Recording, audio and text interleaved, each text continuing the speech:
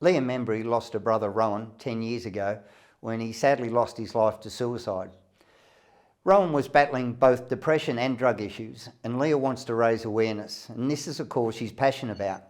Leah's aim is to get people like Rowan support 24/7 because any time support is so important. Leah's also joined by the Shadow Minister for Police and Emergency Service, Brad Batten. Welcome, Leah. Welcome, Brad. Thank you. Thank you, Michael. Now, Leah, you sadly lost your brother 10 years ago to suicide. Why do you think we need to raise awareness? Look, I think suicide is such a horrible thing, and personally, I've seen how it can affect so many people. And I think it's such a big issue that can easily be avoided by raising funds and raising awareness, which I believe we're not doing enough of. So raising awareness can literally save someone's life. So I think it's really important. Now, you were only 6 years old when you sadly lost Rowan. How does Yes. that affect you on a daily basis?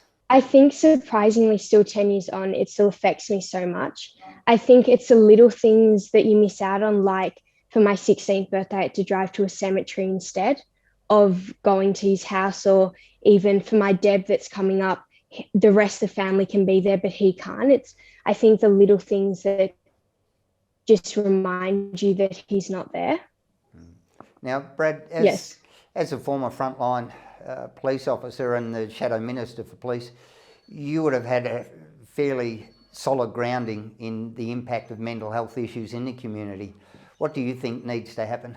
Yeah, look, I'll be honest, frontline police, you get to see a lot of issues around mental health, and you generally see the worst of it. And whether that's someone who's struggling with mental health or in the case where someone's taken their life, to be the first person on scene is a pretty horrific thing.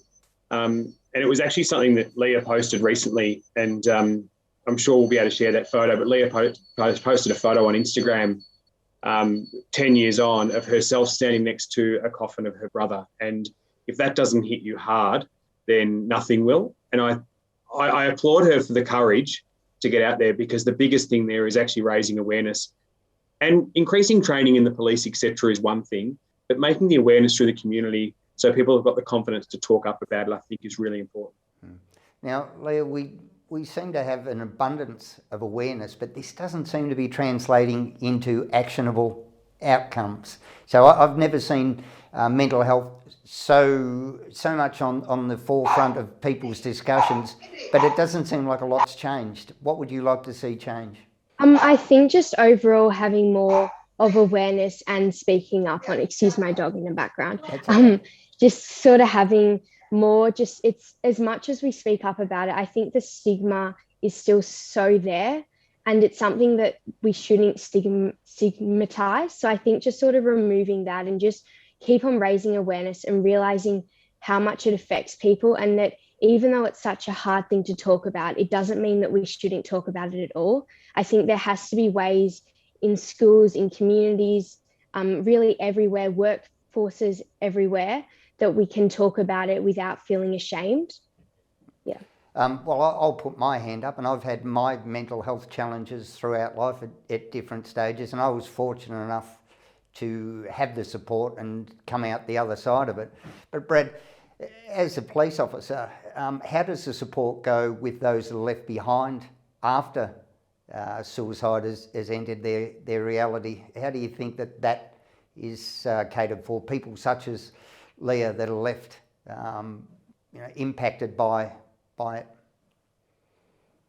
Yeah, I think it's a hard one to say, and Leah may correct me on this, but the stigma, it is getting less, but it's still very much there. And I've spoken to families who they say they feel embarrassed after it to talk about the fact that they lost someone to suicide. That hurts me more than anything else, because it's not their fault. And Patrick McGorry's come out and said it's an avoidable death. And I do agree that, most are, and there's circumstances in people's life. And I don't know what it's like to be in a position where you wake up in the morning and you go, the only alternative is to take my own life. I can't fathom being there. But I think the support after has improved, but it's still not perfect.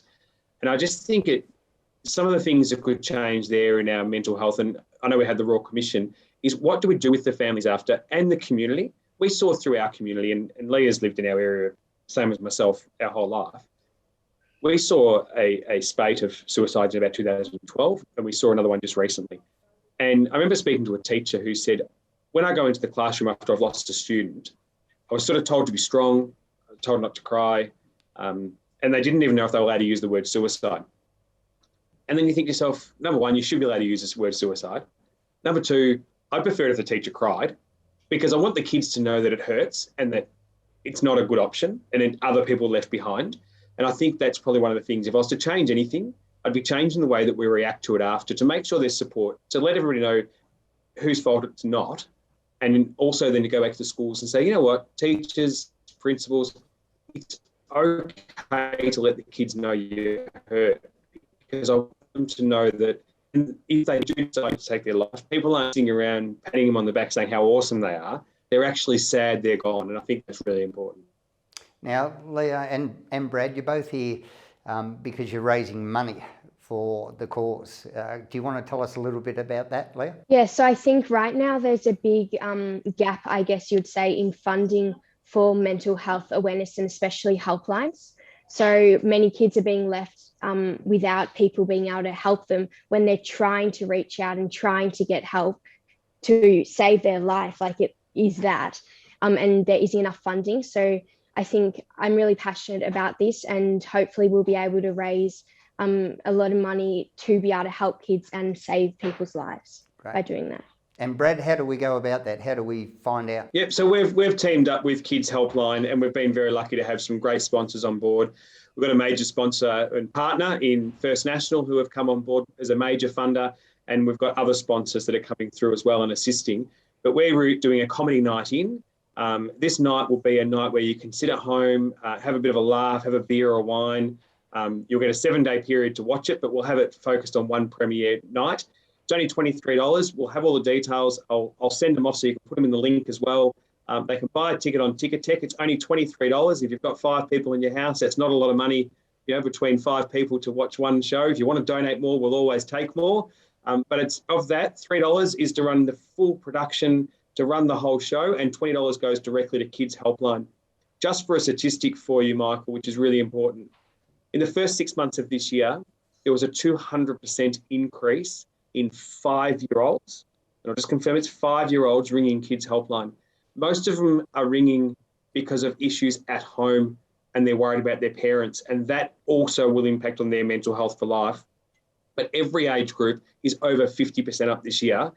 When I saw these stats, together with what's happened with Leah and hearing her story, I don't want any kid to ever miss out. So working with Kids Helpline is about making sure there's 24/7 access. Kids Helpline is anytime, any issue. So it doesn't matter, they can call up and get assistance. So if more people that buy tickets, my goal is to sell 5,000 tickets. That'll give us $100,000 to put towards Kids Helpline. It's a big target, but you don't aim low. And we're very lucky to have the supporters. And we've got great comedians, Jim Owen, Kitty Flanagan, Arj Barker, and Steph Tisdale is going to be hosting it. It's going to be an amazing night. Everybody will get a laugh out of it, but more importantly, we'll get to raise some money. Great. Make sure you send me the link, Brad. I'm in. And to close with, Leah, I'd love to know more about Rowan. What's your favourite memory with Rowan? What makes you smile about Rowan? Yeah, so I have a really memory. He used to put me on his shoulders and we used to run around the house, and I have so many memories of mum and dad screaming at us saying, "What are you doing? Like, that's unsafe," sort of thing. And when I was looking for photos for this, I actually found a photo of me on his back. So that's really special. I haven't seen that one for a while when we were looking through. So I'll definitely send that through if you would like. But yeah, I think that's a really lovely memory. And I do have so many great memories with him. It's just such a shame that I couldn't continue making memories with him. Great. All right, Leah and Brad, thanks so much for your time. Good luck with the cause. Make sure you send me the link as well, Brad. I'm all up for a laugh. Thanks for your time. Thank you very much, Michael. Thank you.